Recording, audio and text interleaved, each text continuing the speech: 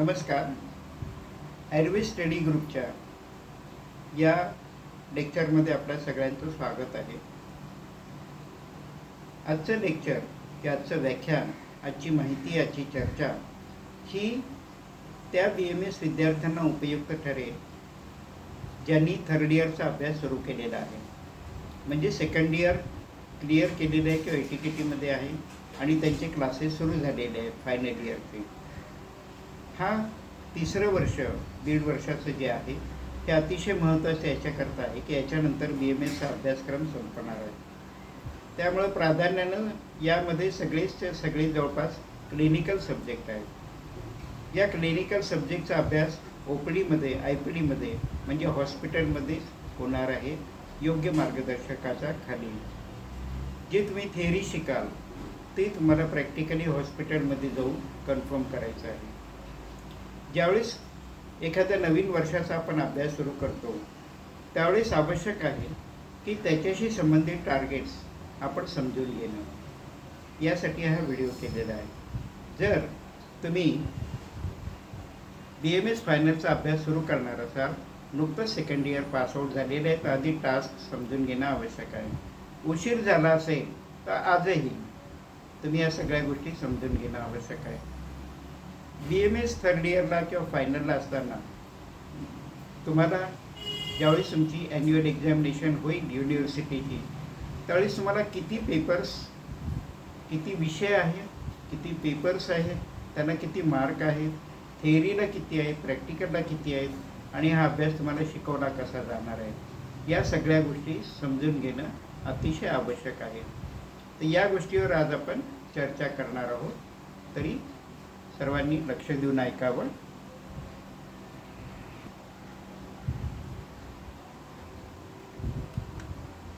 Third year beginning, सुरुवात आहे आपली थर्ड इयरची.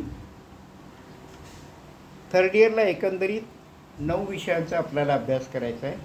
नंबर 1 कायचिकित्सा, नंबर 2 पंचकर्म, नंबर 3 शल्यतंत्र, नंबर 4 शालाक्यतंत्र, नंबर 5 प्रसूतीतंत्र आणि स्त्रीरोग, नंबर 6 कौमारभृत्य, नंबर 7 संहिता अध्ययन, नंबर 8 रिसर्च मेथडॉलॉजी आणि मेडिकल स्टॅटिस्टिक्स आणि नंबर 9 आत्ययिक मेडिकल इमर्जन्सीज, याला क्रिटिकल केअर असं सुद्धा म्हणता येईल.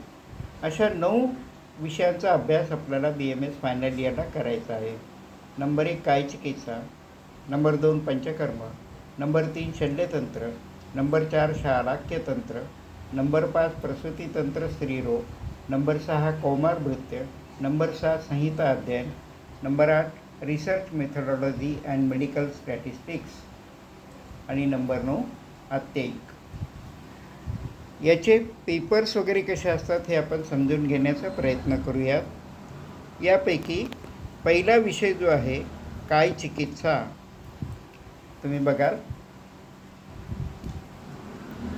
काय चिकित्सा विषयाचे 3 पेपर्स असतील. काय चिकित्सा म्हणजे जनरल मेडिसिन समजलं तरी चालेल.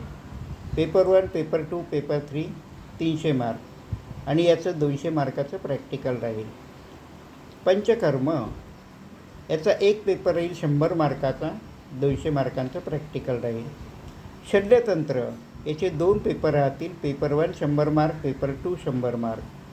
शालाक्यतंत्र याचे 2 पेपर राहतील, पेपर 1 100 मार्क, पेपर 2 100 मार्क.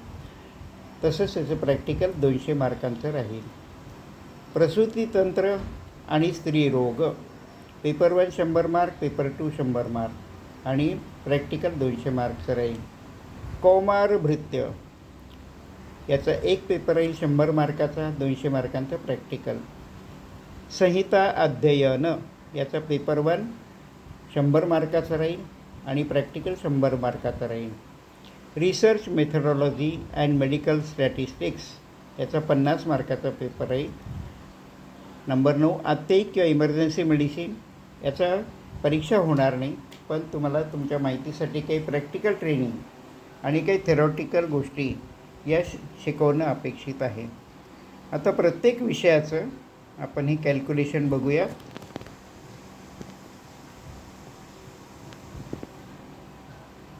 पहिला विषय आहे काय चिकित्सा. आपण बघितलं त्याचे 3 पेपर आहेत. Paper 1, paper 2, paper 3. प्रत्येकी 300 100 मार्काचे एकूण टोटल होते 300. याच्या प्रॅक्टिकल एक्झामिनेशनमध्ये 100 मार्काचं प्रॅक्टिकल, वायवा 70 मार्काची आणि इंटरनल असेसमेंट 30 मार्काचं. असे एकंदरीत 200 मार्क असतील आणि 500 मार्क हा विषयासाठी असतील. हे लेक्चर आवर्स आणि non lecture hours. Lecture hours म्हणजे क्लासरूममध्ये तुम्हाला अध्यापक शिकवतील आणि तुम्ही शिकायचं, समजून घ्यायचं, लिहून घ्यायचं, त्याला म्हणतात लेक्चर आवर्स. NCISMनी एक चांगली गोष्ट केलेली आहे की नवीन अभ्यासक्रमात नॉन लेक्चर आवर्स त्यांनी बरेचसे ॲड केलेले आहेत. म्हणजे ज्या गोष्टी तुम्ही थेरॉटिकल लेक्चर आवर्समध्ये शिकाल त्या तुम्हाला प्रॅक्टिकली करायच्या आहेत. आणि शिवाय प्रत्येक प्रॅक्टिकलमध्ये हॉस्पिटलमध्ये जाऊन तुम्ही रुग्ण बघाल. त्याचबरोबर काही सेमिनार्स, काही प्रेझेंटेशन्स, काही ग्रुप डिस्कशन्स, काही वेगळ्या प्रकारच्या परीक्षा तुमच्या त्याच्यामध्ये होतील, जेणेकरून तुमच्या बुद्धीला चालना मिळेल.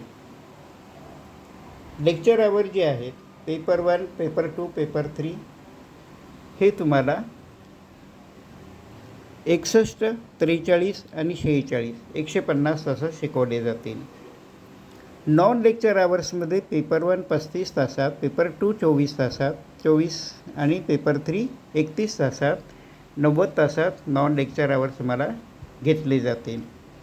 प्रॅक्टिकलचे जे नॉन लेक्चर आवर आहेत त्याच्यामधलं पेपर 1चं 64, पेपर 2चं 85 आणि पेपर 3चं 61 तासामध्ये हा विषय शिकवला जाईल. तर काय चिकित्सा याच्यामध्येच आता मानसरोग, रसायन, वाजीकरण आणि त्याचबरोबर त्याचे काही साधर्म्य असणारे शब्द म्हणजे psychiatry, rejuvenative medicine, reproductive medicine and epigenetics या सगळ्या विषयाचा अंतर्भाव या काय चिकित्सा विषयामध्ये होतो. हा सगळा अभ्यास तुम्हाला करायचा आहे. दुसरा विषय आहे पंचकर्म. सगळ्यांनाच माहिती आहे की आयुर्वेदाची महत्त्वपूर्ण चिकित्सा आहे पंचकर्म आणि उपक्रम. यामध्ये पूर्वकर्म, प्रधानकर्म आणि पश्चात्कर्म आहे. पूर्वकर्मामध्ये दीपन, पाचन, स्नेहन, स्वेदन येईल. प्रधान कर्मामध्ये वमन, विरेचन, बस्ती, नस्य, रक्तमोक्षण आणि त्याचे अनेक प्रकार अशा अनेक गोष्टींचा समावेश होईल. तर याचा अभ्यास करत असताना याचा पेपर 1 आहे 100 मार्काचा. याचे प्रॅक्टिकलला 200 मार्क आहेत. त्यापैकी प्रॅक्टिकलला 100 मार्क, वायवाला 70 मार्क आणि इंटरनल असेसमेंटला 30 मार्क राहतील. पंचकर्माचं नॉन लेक्चर आवर्स हे 100 असतील. तसंच नॉन लेक्चर आवर्समध्ये 60 लेक्चर्स राहते आणि त्याच्या प्रॅक्टिकलचा अभ्यास करत असताना तुम्हाला 140 तासामध्ये त्याचे प्रॅक्टिकल्स तुम्हाला शिकवले जातील. अशा पद्धतीनं तुम्ही थेराप्युटिक प्रोसिजरल मॅनेजमेंट किंवा पंचकर्म या विषयाचा अभ्यास करणार आहात. पुढचा विषय आहे शल्यतंत्र. त्याला जनरल सर्जरी असं म्हटलं गेलेलं आहे. याचे 2 पेपर आहेत. पेपर 1 100 मार्क, पेपर 2 100 मार्क, एकूण 200 मार्क. प्रॅक्टिकलमध्ये ज्यावेळेस एक्झामिनेशन होईल त्यावेळी प्रॅक्टिकल 100 मार्काचा असेल, व्हायवा 70 मार्काची, इंटरनल असेसमेंट 30 मार्क, असे एकंदरीत 200. असा हा 400 मार्काचा अभ्यासाचा विषय आहे. पेपर 1 तुम्हाला 60 लेक्चर आवर्स होतील आणि पेपर 2मध्ये 65 लेक्चर आवर्स होते, ज्यामध्ये तुम्ही क्लासरूममध्ये बसून अभ्यास करणार आहात. नॉन लेक्चर आवर्समध्ये पेपर 1मध्ये 20 आणि पेपर 2मध्ये 38 एकूण 58 लेक्चरमध्ये तुम्हाला पेपर 1, पेपर 2 थिअरीचं नॉन लेक्चर आवर्स होतील. प्रॅक्टिकलमध्ये पेपर 1 100 तासामध्ये, पेपर 2 92 तासामध्ये तुम्हाला शिकवलं जाईल. अशा पद्धतीनं शल्यतंत्र म्हणजे जनरल सर्जरीचा तुम्ही अभ्यास करणार आहात. पुढचा विषय आहे शालाक्यतंत्र, ज्याच्यामध्ये ॲप्थॉर्नॉलॉजी, ओटोरिनोलॅरिंगॉलॉजी आणि ओरोडेंटिस्ट्री या मॉडर्न सायन्सनी सांगितलेल्या सगळ्या शाखांचा अभ्यास होतो. याचे 2 पेपर आहेत. Paper 1 100 mark, paper 2 100 mark, total 200 mark. याचं प्रॅक्टिकल 200 मार्काचं आहे. त्याच्यापैकी प्रॅक्टिकल 100 मार्क, व्हायवा 70 मार्क आणि इंटरनल असेसमेंट 30 मार्क. चाणक्य तंत्राचं पेपर 1 तुम्हाला 50 लेक्चर्समध्ये शिकवण्यात येईल. पेपर 2 50 लेक्चरमध्ये शिकवण्यात येईल. नॉन लेक्चर आवर्समध्ये पेपर 1 30 लेक्चरमध्ये, पेपर 2 30 लेक्चरमध्ये शिकवण्यात येईल. प्रॅक्टिकलचे जे नॉन लेक्चर आवर्स असतात त्याच्यामध्ये पेपर 1 70 तासात आणि पेपर 2 70 तासात तुम्हाला शिकवलं जाईल. चाणक्य तंत्र ज्याच्यामध्ये डोळ्याचे आजार, कान नाक घशाचे आजार, दाताचे आजार या सगळ्यांचा समावेश होतो. याचा अभ्यास अशा पद्धतीने करायचा असतो. पुढचा विषय आहे प्रसूतीतंत्र आणि स्त्रीरोग, ज्याला गायनेकोलॉजी आणि ऑब्स्टेटिक्स असं म्हटलेलं आहे. यामध्ये 2 पेपर असतात. विशेषतः यामध्ये गायनेकोलॉजी म्हणजे फिमेल रिप्रोडक्टिव्ह स्ट्रक्चर्स, फंक्शन्स आणि त्याचे डिसीज, त्याचे मॅनेजमेंट याचा अभ्यास. ऑब्स्टेटिक्स म्हणजे प्रेग्नन्सीच्या काळातला अभ्यास, म्हणजे ज्यावेळेस फर्टिलायझेशन होतं तेव्हापासून ते लेबरनंतर 28 दिवसपर्यंतचा कालावधी येतो. त्या काळात जे निरनिराळे आजार होऊ शकतात त्याची चिकित्सा कशी करायची हे तुम्ही ऑब्स्टेटिक्समध्ये शिकाल. तर यामध्ये पेपर 1 तुम्हाला 50 तासात, पेपर 2 50 तासात शिकवला जाईल. नॉन लेक्चर आवर्समध्ये पेपर 1 26, पेपर 2 26 लेक्चरमध्ये शिकवलं जाईल.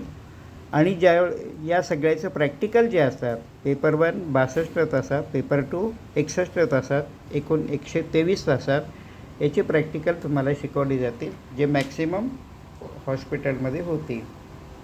असा हा विषय आहे प्रसूतीतंत्र एवं स्त्रीरोग. पुढचा विषय आहे कौमारभृत्य, पेडियाट्रिक्स म्हटलेला आहे. त्याला आणखी एक शब्द आहे की बालरोग, लहान मुलांचे आजार, त्यांचा अभ्यास, त्याची चिकित्सा कशी करायची. हा एक पेपर आहे 100 मार्काचा. त्याच्यानंतर प्रॅक्टिकलमध्ये 200 मार्क असतील. त्याच्यापैकी प्रॅक्टिकलला 100 मार्क, व्हायवा 60 मार्क आणि इंटरनल असेसमेंट 30 मार्काला राहील. कौमारभृत्यचा पेपर 1 तुम्हाला 100 तासात शिकवला जाईल. नॉन लेक्चर आवर्समध्ये पेपर 1 53 तासामध्ये आणि नॉन लेक्चर आवर्स प्रॅक्टिकल जे आहेत ते 122 तासात तुम्हाला शिकवले जातील. एवढ्या कालावधीमध्ये अध्यापन होणारे जागरूक विद्यार्थ्यांनी याची खबरदारी घेणं आवश्यक आहे. पुढचा विषय आहे संहिता अध्ययन, study of Ayurveda classical text. हा विषय 3ही वर्षी असतो. फर्स्ट इयरला पण आहे, सेकंड इयरला पण आहे, थर्ड इयरला पण आहे. ग्रंथातले चरकसंहिता आणि अष्टांग हृदय ग्रंथातले वेगवेगळे भाग करून हा विषय आपण मूळ ग्रंथांचा अभ्यास करत असतो. फायनल इयरला प्राधान्यानं चरकसंहितेचा अभ्यास आहे. याचं एक पेपर आहे 100 मार्काचा. याचं 100 मार्काचंच प्रॅक्टिकल आहे. त्यापैकी 75 मार्क व्हायवाला, 10 मार्क इलेक्टिव्हला आणि 15 मार्क इंटरनल असेसमेंटला असतील. पेपर 1 जो आहे तो 50 तासात तुम्हाला शिकवला जाईल. त्याचे नॉन लेक्चर आवर्स 100 असतील. 100 तासामध्ये नॉन लेक्चर आवर्स घेण्यात येतील. याचं जे प्रॅक्टिकल आहे ते प्रॅक्टिकल तुम्हाला नाही आहे. संहिता अध्ययन. पुढचा विषय आहे जो भविष्यासाठी उपयोगाचा आहे, रिसर्च मेथडॉलॉजी आणि मेडिकल स्टॅटिस्टिक्स.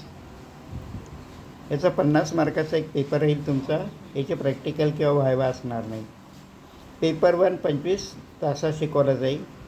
त्याचे नॉन लेक्चर आवर्स 50 आहेत. याचं प्रॅक्टिकल नाही.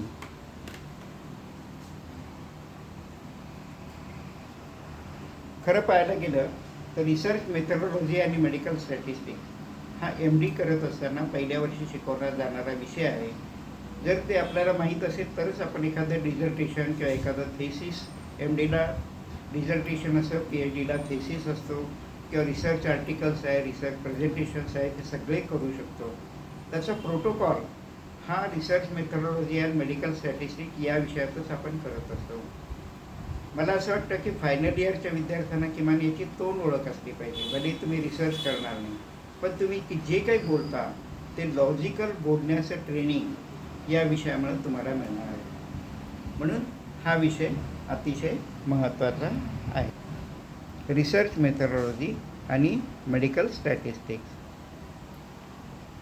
हा एक विषय आहे. आत्तेईक इमर्जन्सी मेडिसिन्स याचा थेअरी पेपर किंवा प्रॅक्टिकल नाही आहे, परंतु तुम्हाला प्रॅक्टिकली हा विषय शिकवला जावा अशी अपेक्षा आहे.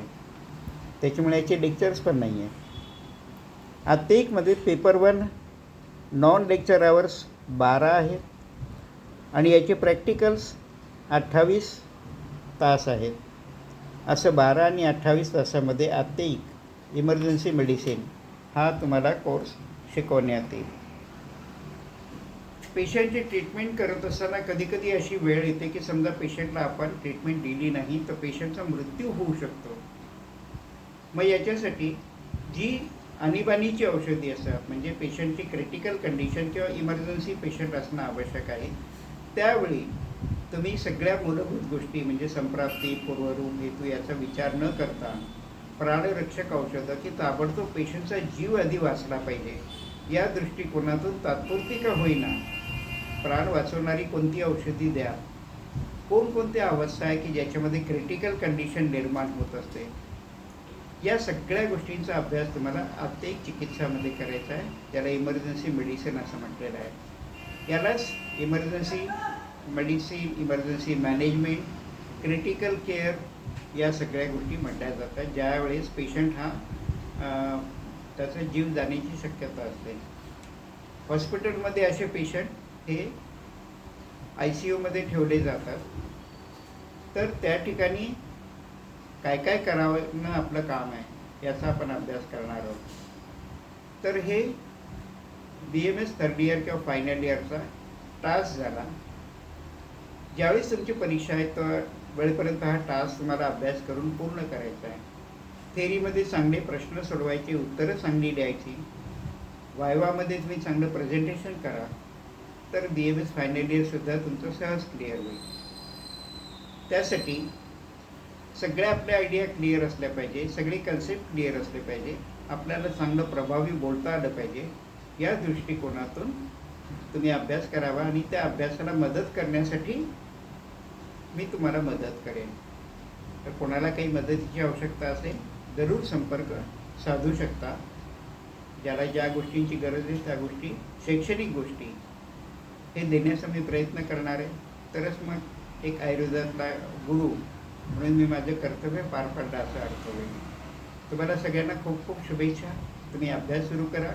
पुढच्या लेक्चर्समध्ये आपण प्रत्येक विषयाचा सिलेबसचा अभ्यास करणार आहोत. याशिवाय दर रविवारी आपण फ्रिक्वेंटली MCQ टेस्ट घेत असतो किंवा इतर टेस्टसुद्धा घेत असतो.